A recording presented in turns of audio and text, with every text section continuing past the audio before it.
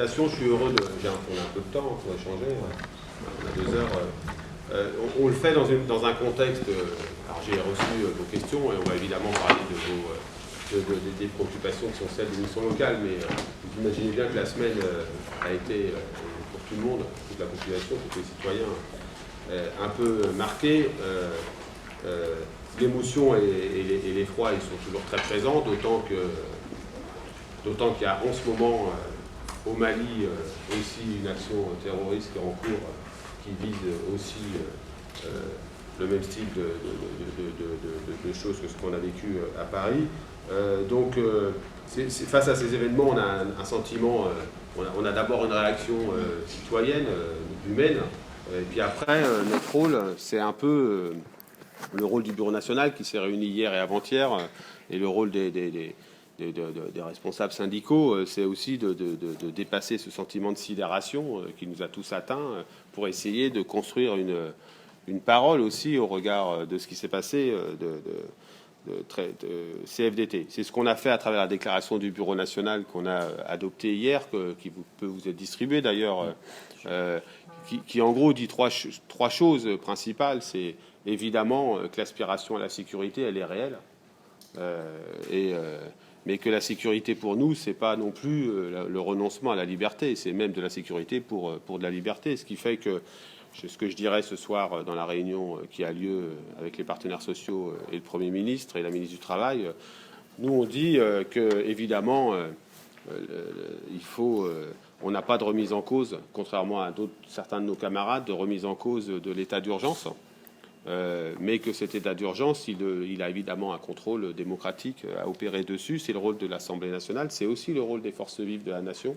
Et que ce soir, moi, je vais demander qu'il y ait un comité de suivi, ou peu importe comment on l'appelle, on s'en fiche, démocratique, exercé sur cet état d'urgence, parce qu'on comprend bien que c'est ce qui est visé. Et moi, je ne fais pas ce procès d'intention, c'est pas la restriction des libertés publiques, mais ce qui est visé, c'est évidemment la capacité d'action face à des menaces qui sont extrêmement réelles. Mais que ça doit se faire dans un cadre où, évidemment, la liberté syndicale, entre autres, mais la liberté associative, la liberté d'expression, n'ont pas à être attaquées. Et si nous ne sommes pas dans une organisation qui, a priori, faisons les procès d'intention, je considère qu'il y a un devoir de vigilance à avoir. Et ça, je le dirais. Mais au-delà de ça, ce qui s'est passé et ce qui va se passer les semaines à venir va avoir un impact très concret sur la vie des travailleurs. Il a en ce moment un impact. On est en train de regarder si, par exemple, la baisse d'activité dans certains secteurs ici, en Île-de-France, peut être considérée, peut être pris en charge par ce qu'on appelle l'activité partielle. Parce que c'est une réalité pour déjà un certain nombre de salariés. Il y a des réalités sur le stress, la façon dont le stress au travail.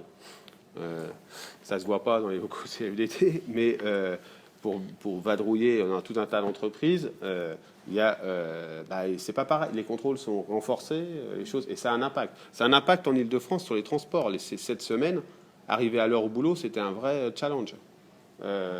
Et ça a un impact aussi sur les relations de travail. Sur l'activité économique, sur tout un tas de liens comme ça. Et je pense qu'il faut qu'on soit capable, syndicalement, d'y répondre, de poser ces préoccupations-là et d'y répondre autant que possible. Et puis, le troisième niveau, c'est de dire qu'on est face, c'est ce que j'ai dit au Bureau national, à une attaque une visée totalitariste. Et que dans son histoire, la CFDT, face à tous les totalitarismes, elle a été présente. Qu'ils viennent ils étaient beaucoup plus perceptibles, beaucoup plus palpables, mais qu'ils viennent des dictatures fascistes d'Amérique du Sud, qu'ils viennent des dictatures communistes des anciens pays d'Europe de l'Est, enfin des anciennes dictatures d'Europe de l'Est, qu'ils viennent aussi parfois de notre propre pays. Je pense notamment, forcément, tout le monde va penser à l'occupation, mais je pense aussi à la période de la décolonisation. La CFDT elle a toujours été présente pour dire que face au totalitarisme, à cette volonté d'imposer, de ne pas laisser l'émancipation individuelle et collective prendre toute sa place, eh bien, on a toujours été présent. Et de la même manière, sur le combat idéologique, il faut qu'on soit présent cette fois-ci. évidemment, c'est d'abord, on le sait, c'est aussi un combat militaire et de sécurité, mais il y a aussi un combat idéologique pour redire ce que sont nos valeurs. Et la place de la CFDT est aussi celle-là, parce que je crois qu'un des enjeux des périodes qui s'ouvrent là, ça va être de resserrer le lien social, de redire qu'il faut de vivre ensemble, il faut travailler ensemble, qu'il faut recréer des solidarités, il faut retrouver confiance dans l'avenir et construire une société qui, face à ce qui vient de se passer, a une part de résilience. Et ça, ces dernières périodes, je l'ai dit aussi dans les médias, c'est pas beaucoup passé. Bien sûr qu'il faut rendre hommage à tous les fonctionnaires qui, le week-end dernier et depuis, s'investissent pour la sécurité, pour la santé, pour les pompiers. Il faut rendre hommage à tous les salariés du privé, notamment ceux qui travaillent dans la sécurité, qui ont aussi fait leur part de job. Et puis, il faut redire que si on veut recréer du lien social, il faut redonner toute sa place à ceux qui sont promoteurs de ce lien social. Et tous ceux qui, à un moment donné, et c'est ce que je dirais aussi cet après-midi au Premier ministre, tous ceux qui, parce qu'ils participent à de l'éducation, ils participent à de la solidarité, à de l'action sociale, à ne pas mettre les gens au bord du chemin, à ne pas laisser les gens au bord du chemin, par leur activité professionnelle, par leur activité associative, par leur activité syndicale, ben on doit remettre en valeur ça. Parce que le combat qui se mène au-delà de ce combat contre le terrorisme, c'est aussi un combat comme sur une vision de la société qui est posée. Et on sait que on est face à un autre risque par rapport au risque, au-delà du risque terroriste, qui est malheureusement réel. On est face au risque d'une société qui dériverait vers une société autoritaire. Alors bien sûr, on a tous en tête le risque qui est celui très présent, très rapide des élections régionales avec la montée du Front National, on y a travaillé, ce bureau national. Ça a été l'un des thèmes centraux de notre bureau national en disant quelle réaction, quelle action très concrète on mène si malheureusement, il n'y a pas de journaliste dans la salle à part Anne-Sophie, mais si vraiment, malheureusement, parce que c'est une hypothèse assez probable, le Front National arrivait à capter une ou deux régions, enfin probable en tout cas, c'est un risque. Quelle action syndicale pour les militants présents dans le conseil régional, pour tous ceux qui dépendent en quelque sorte du conseil régional, et vous en êtes, et puis plus globalement, comme pour la CFDT, comme interlocuteur social dans une région, qui a à faire face à une puissance publique qui maintenant pourrait être représentée par le Front National. Et ce qui était pour nous une hypothèse d'école devient une hypothèse travaillée. Et je ne vais pas vous dire que ça renforce notre morale, même si on est des optimistes par nature, enfin en tout cas moi. Voilà, c'est quand même quelque chose qui est assez difficile à travailler.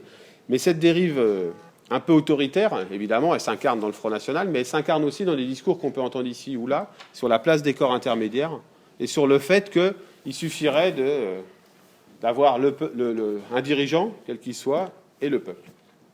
Toute société qui fonctionnerait comme ça serait une société où la seule manière de la faire tourner, c'est une dérive totalitaire aussi. Il n'y a pas d'autre mot.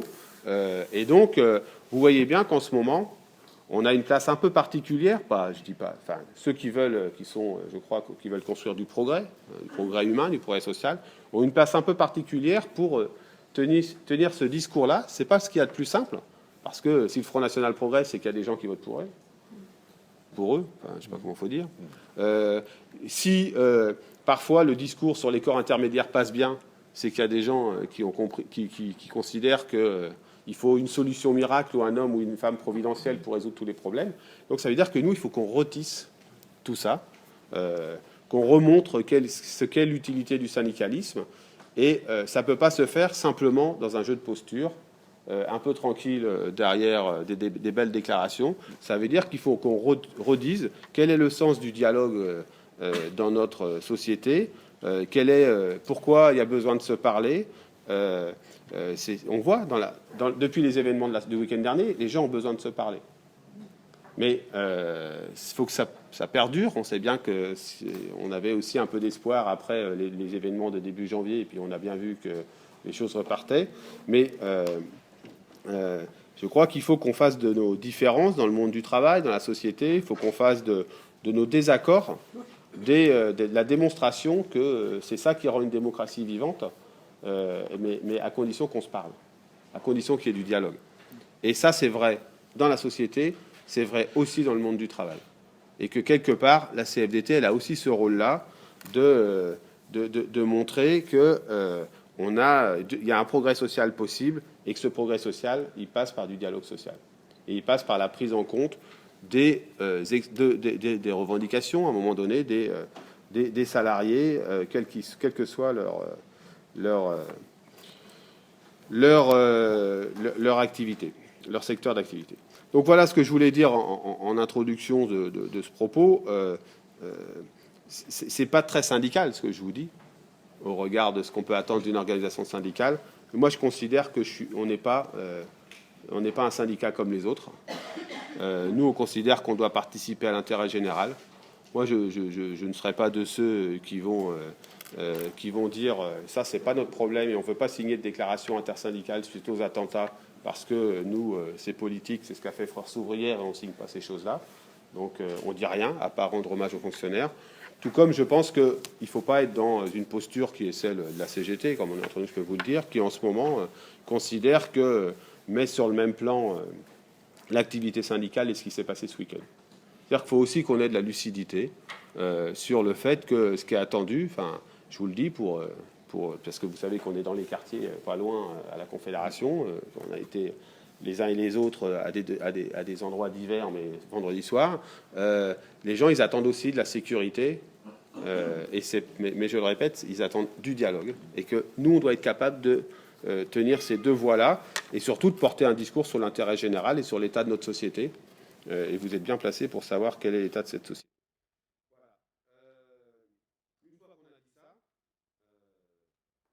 moi, quand je dis que le progrès social est encore possible, ça veut dire qu'il faut qu'on se donne les moyens et que on arrête de considérer que tout ce qui serait de l'humain, le travail sur l'humain, serait un coût. Vous savez que le 22 septembre dernier, nos fédérations du secteur social, travail social,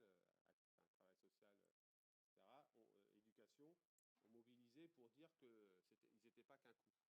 Je crois qu'il faut qu'on se dise que tout ce qui est, on n'est pas compressé on n'est pas condamné à compresser les coûts sur